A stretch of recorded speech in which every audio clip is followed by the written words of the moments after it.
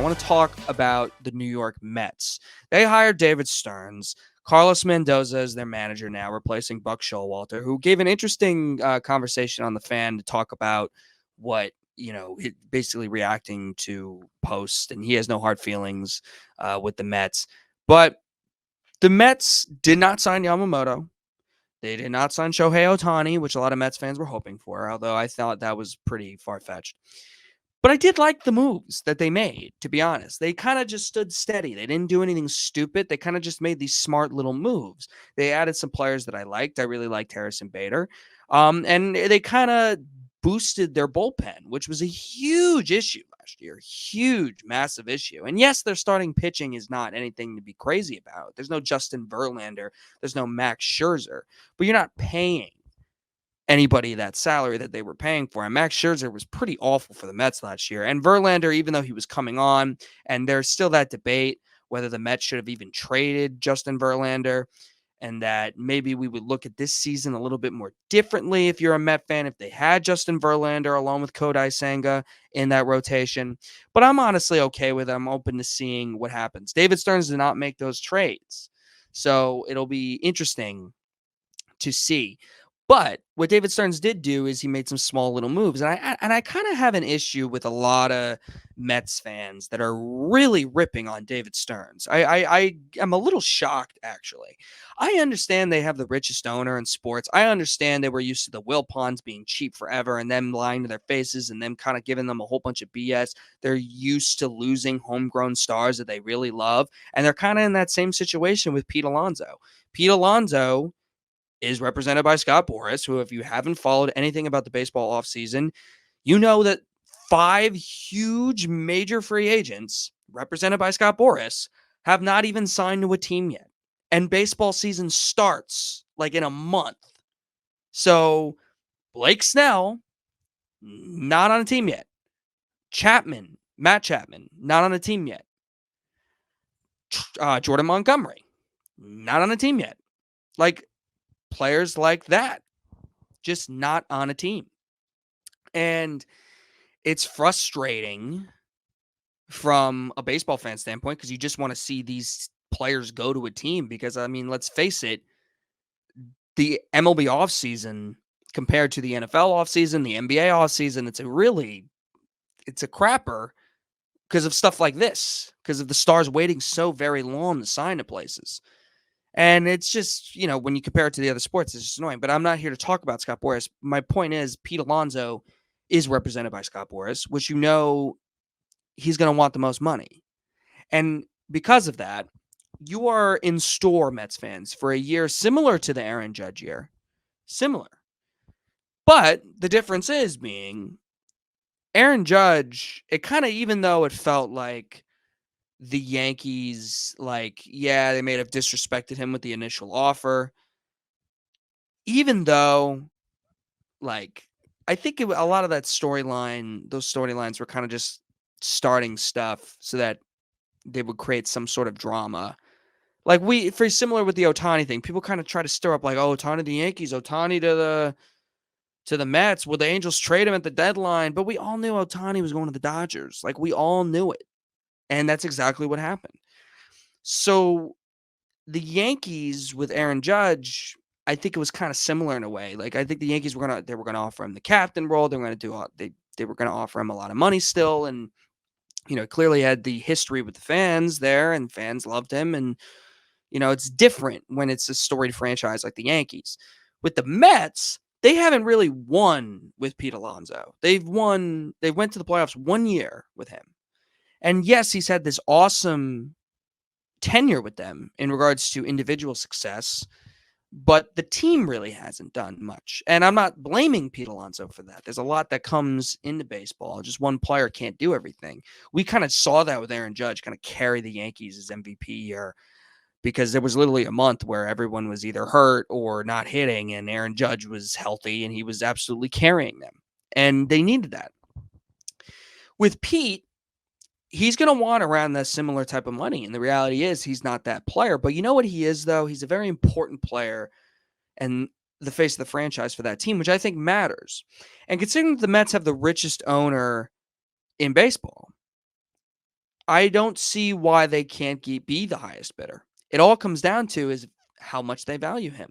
And if they don't value Pete Alonso as much as the Chicago Cubs, for example, who are really interested, then you could see him walk. And I think as a Met fan, you got to at least prepare yourself for the idea of it happening because it's very well on the table, especially if the Mets don't win early in the year. And then at the trade deadline, they have to consider maybe even trading him and getting pieces back for him instead of losing him for nothing. As far as the money goes, Steve Cohen has the ability to do it. So Mets fans shouldn't worry about that. But if they don't value him as much, which I think they should bring him back personally, despite, I think it's important to have that valued face of the franchise. I don't believe any of the locker room problem stuff. I mean, that's just anything I've heard about that has no validity whatsoever to me of Pete Alonso being a locker room issue. Mets fans love the guy. And I think that's really important. I think if you bring him back, I think if he has a really good season, you still bring him back. And then you work from there. You're the richest owner in sports. You can work around having a guy who hits 50 plus homers on your team. Yes, his average isn't as great. Yes, his defense isn't amazing. Although I think he's gotten better as a defender, his defense isn't necessarily great. But he's a durable player, even though this past season he missed a month. He tried to play through it and stuff. Really affected him, you could tell. But he's a durable player. And yeah, maybe first basemans don't age as well.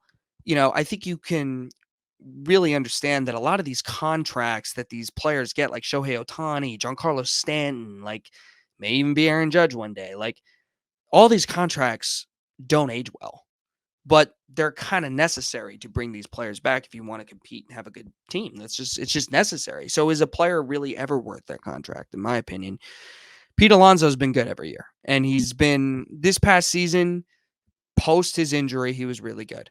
And I think David Stern's getting all this heat because I think the Mets are worried that he's running it like a small market franchise. He didn't sign the big free agents, and that's not him. Like, to me, it's more important that he's building a team.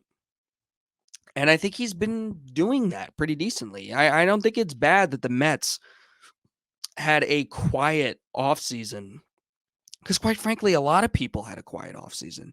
The Yankees didn't have a quiet offseason because they traded for Juan Soto. But as far as free agency goes, they signed Marcus Stroman.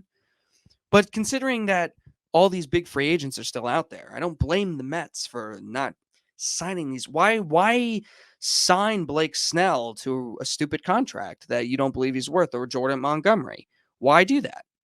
There's just no reason to.